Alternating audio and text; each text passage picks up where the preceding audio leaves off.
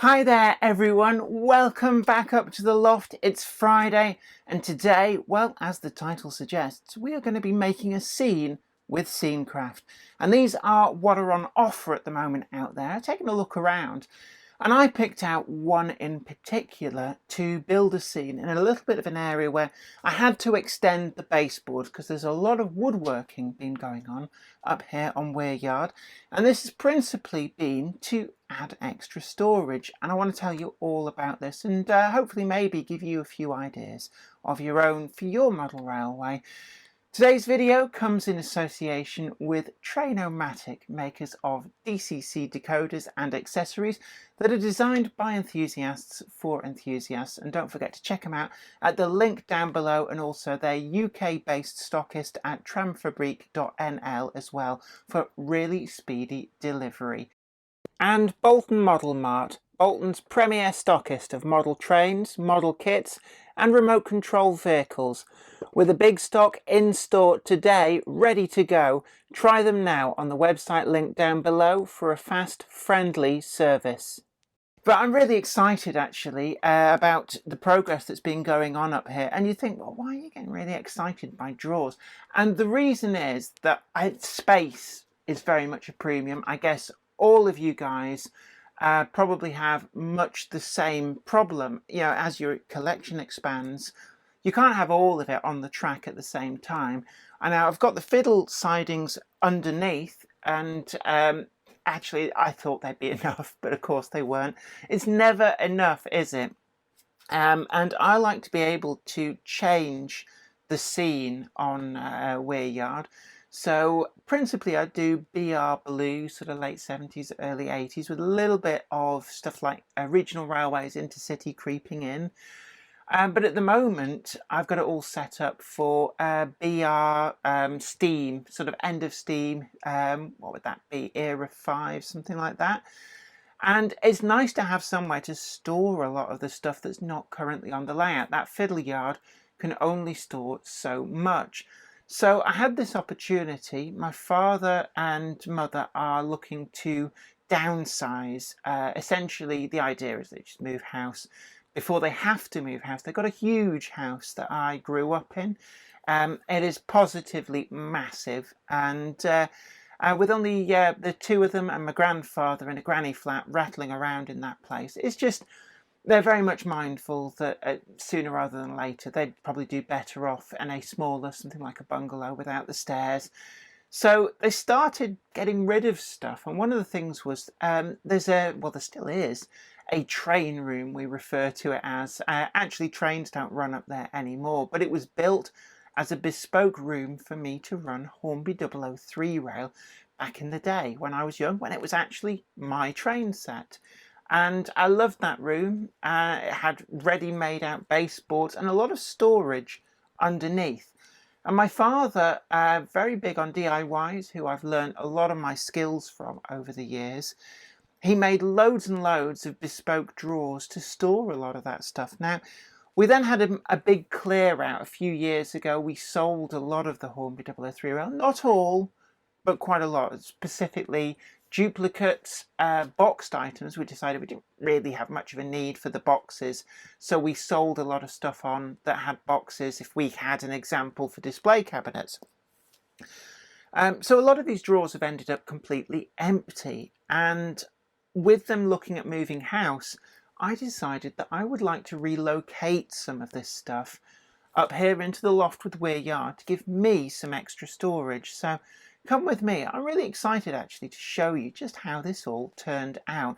And also it gave me that opportunity to create a scene with Scenecraft, with a building that I picked out from the affiliate links that you find down below, and just kind of created a little cameo scene on the model. What you can see here is the finished area. Now this is something that I've had these drawers gifted to me for quite some time. They actually came out of my father's loft, where we'd had a train room when I was a child. He built all these for storage of Hornby 00. They're really nicely made, and my parents are planning on downsizing, so what that means is that it would have been a case of either leaving all of this in my parents' attic and just losing them, I suppose, or transplanting them to here where they could continue doing what they were designed to do. So I chose this option. I got the carcass out, and that was hard work actually. Been up there for about 30 years, built in, never really intended to take back out, but we got it out, and these drawers are all handmade. Everything is handmade, so you can see there that one's got stuff in. Ignore where it says mixed goods wagons, and you can see as well medium coaches, D22 type. All of that is reference to Hornby 00. All the drawers are numbered, so this is number 5. And I think that the grand total, they went up to, well, you can see 25 over there on the bigger ones. But then over there, I've had these for quite some time. They're really high numbered ones. But I finally got the low numbered ones, which were built into his loft. And as you can see, this gives a huge amount of storage. And in there as well, we've got locomotives, loads and loads of locomotives hiding away in those drawers. I think I get 6 or 7 per drawer. So it's a really great way of storing stuff securely. And they're all on runners, so there's plenty of space, and you can get one drawer out without disturbing any of the others. But when I put it in, it kind of stuck out, and somebody, I'm hoping rather jestingly, said, "Oh, your woodworking's not up to much." And I'm guessing that they were referring to this here. Now the reason for that is when you look underneath, you can just about see that goes straight across. But you might remember from previous videos that this end was cut at an angle across there. And I'd already extended it once actually. All of this was an extension to get these sidings longer and kind of make this area look nice. With the drawers in place, it kind of came out a bit further, and you can see here on the end everything's actually worked out quite nicely. Still got the space for the loft ladder to come up and into there, boxes at the back. But I thought I need to really cover that with something, so I had a scrap piece, and this is actually the piece of wood that I did the static grass and flower dressing video with. It's just a piece of scrap. Did all that, and I gave it a shave. And as we look at the pictures, cut it to size, fitted it in on top of the drawers, and then I wanted a slope at the back here. So what I did there is the J-cloth Allen method with PVA, and it's a really cheap and easy way to do it, and it's great when you haven't got any mod rock, plaster bandage, that kind of thing to hand.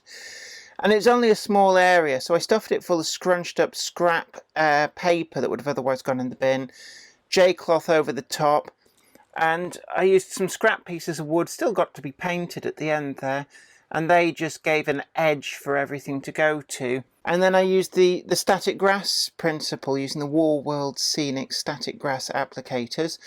I had an offcut of some of this Metcalf walling. That went in just to make it all nice. The joins are hidden with Woodland Scenic's underbrush. And then made up I had some scrap pieces of seafoam from a project I did for Hornby magazine. Just tiny pieces that fell off the bigger pieces I was using. So I made some kind of bushes from them. Again, the Warworld Scenic's scatters and the layering spray to build that up.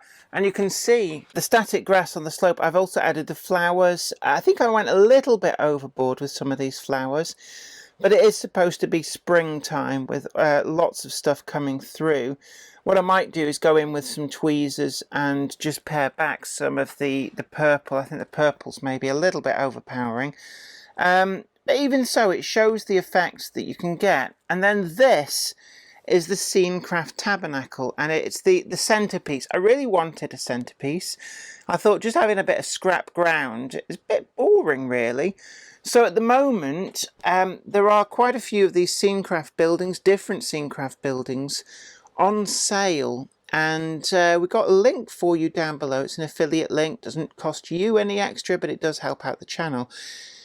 to the Scenecraft building sale at Rails of Sheffield, and it's just to give you some ideas of things that you could do with your model railway as well. Now, I chose the Tin Tabernacle, and there was some consternation on the Monday Club about just where the word tabernacle comes from. I think we traced it back to biblical times. It's not a word I was particularly familiar with, but it's essentially, I think it's like a Methodist chapel. I remember these from when I was very, very young. There were still quite a few of these, almost like a temporary tin building about. Certainly in the South Wales valleys, I do remember a lot of these about, converted to just like church halls, that kind of thing. And there used to be one round near where my parents lived when I was quite young, probably about mid-80s, and it burnt down in a fire, I do remember. I think they actually called it the Tin Church. Never heard tabernacle used before, but this is one of the Scenecraft buildings. I think it's about £27, something like that. You'll have to follow the affiliate link down below just to check it out. And I thought that this would make a really nice little set piece. Now, the gravel around it, that is glued down and it is very solid. Now, I used some Woodland Scenic's ballast mixed with my fine paving sand that I actually use for the ballast on Weir Yard. And I mixed it up with, I had some of the powder glue that comes from Deluxe Materials. I'm not a huge fan of it, but actually it worked out really well in this. So I think I might be re-evaluating what I think about that particular product, because it's actually worked really well here. Now, you might be wondering about the ruts. Now, the ruts, when this is, you put it on dry, you wet it just with a little spray bottle, fine mist, and that activates that dry glue. And then whilst that's still sort of wet, what I do is I get one of these little vehicles. Any vehicle, doesn't really matter. But these are Oxford die-cast vehicles, and they are the right scale, and the wheels do go round, so you can play cars. But if you then push it, I don't mean like shove it through so it acts like a snowplow, but just sort of lightly run it over, what you find is that the wheels create slight ruts in the still wet material. And if you do it in a kind of a subtle sort of way, what you end up with is what you see there. A suggestion of vehicles having passed this way, but not so much that it looks like a mud quagmire, and that's what you don't want. So it's quite a subtle effect, playing about with that, and I'm actually really pleased with the results. And it kind of disguises as well. I built up with some of that dry ballast and sand mix with the glue. I built it up to hide what was otherwise, as you can see there, a bit of a ridge, the drop, because I couldn't be bothered just cutting this to an angle. It just goes straight across and it's glued and screwed in place. And then I used the dry scatter to actually blend over that gap. Then I used the Warworld Scenic's precision applicator, really great tool, to get the suggestion of little patches of static grass, and again along the front here.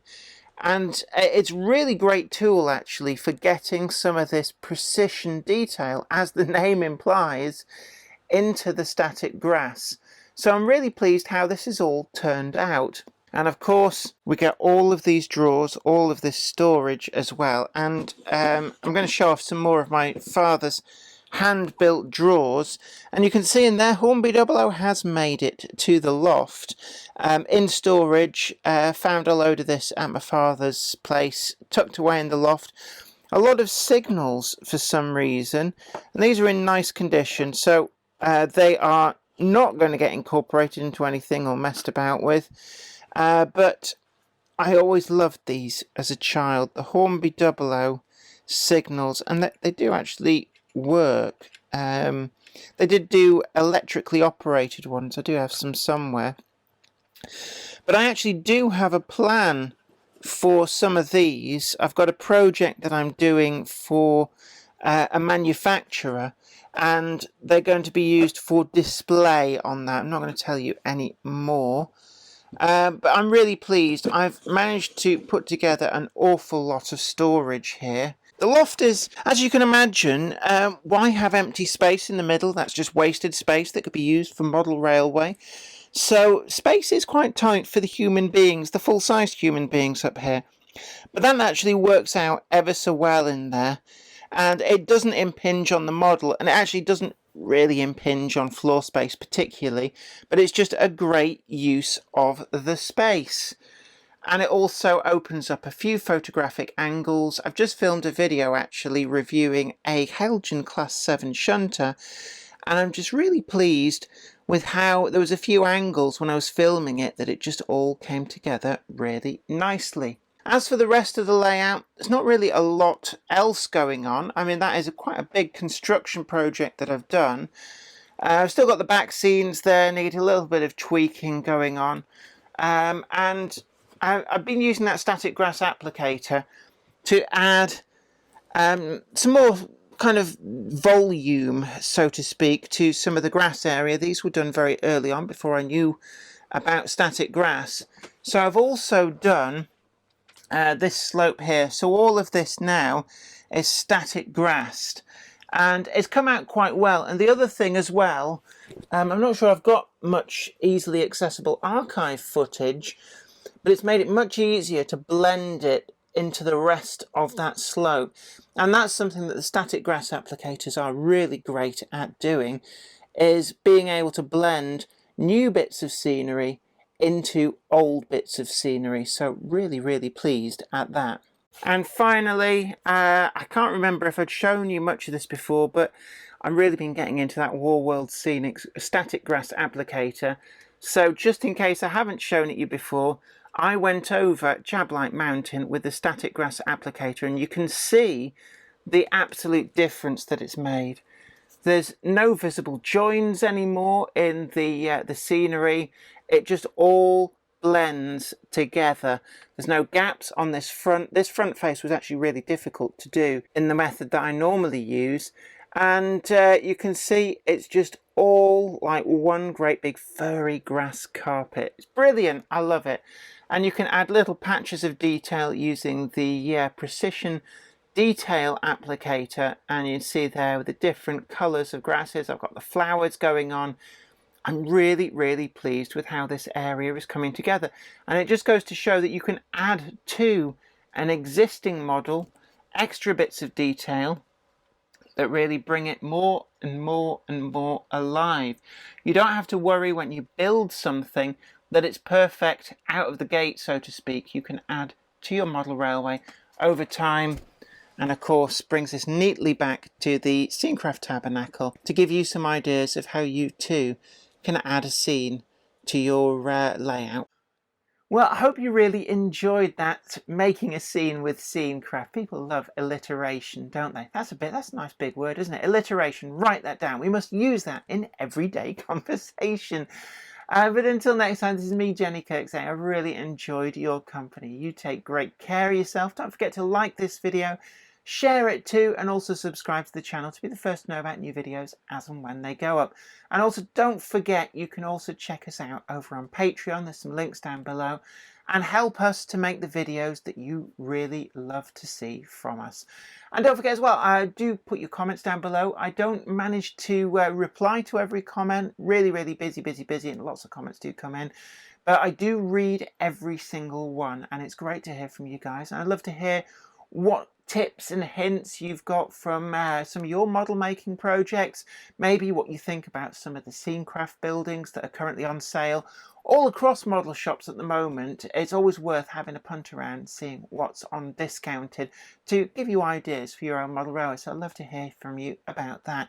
But until next time, you stay really safe. And this is me, Jenny Kirk, and Bolton Model Mart, Bolton's premier stockist of model trains, model kits, and remote control vehicles, saying thanks for your company. Take care. Bye for now.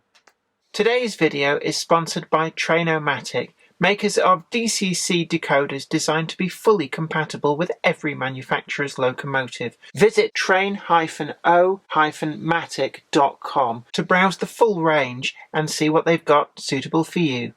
I'd like to send out a huge thanks to everybody who supports me on Patreon. And an extra special huge thanks goes out to Anthony Kidson, Michael Churchwood, Anthony Hunt, William Wade, Wayne Johns, Offshore Allen, oorail.co.uk, Tepic, Michael Lockie, Helen Sink, Peter Bolton, Brian Smith, Brian and Dorothy Mudd, Gary Lewis, David Quinn, Trish Bits, and Sparky107107. Thank you. Without you guys, I couldn't do this.